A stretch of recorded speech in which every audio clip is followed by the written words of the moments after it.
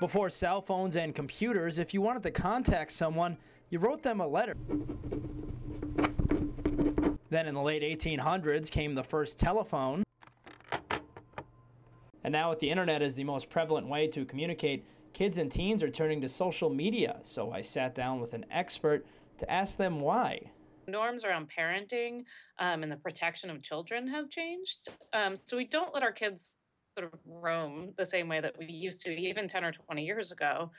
Kids aren't really allowed to leave their house and ride public transit by themselves or to spend long amounts of time unaccounted for, right? So we spend a lot more time surveilling our kids and making sure we know where they're at.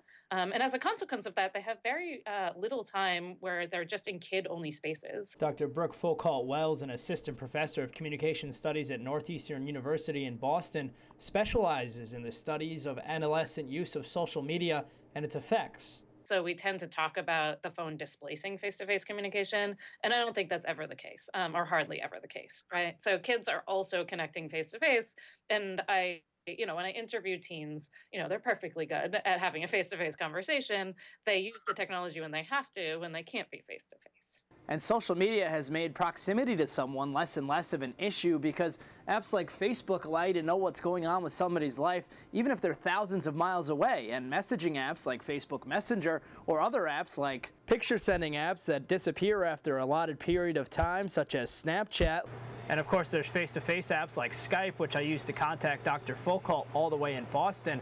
But are these new technologies an extension of our communication skills or a detriment to them? In the past, unfortunately, we actually didn't have great ways of tracking those kids who are struggling in the offline world. So you might hear about, through a guidance counselor, or some kid might tell their parents that they're feeling lonely. But when they're online, we actually have a lot more evidence. So on one hand, that's bad because we see the hurt that these kids are going through. We see them being bullied and things like that. But on the other hand, it's kind of good, right? So, if these kids were just in the shadows before and never getting help because we didn't know anything was wrong, like we might be able to find them online and reach out to them and help them.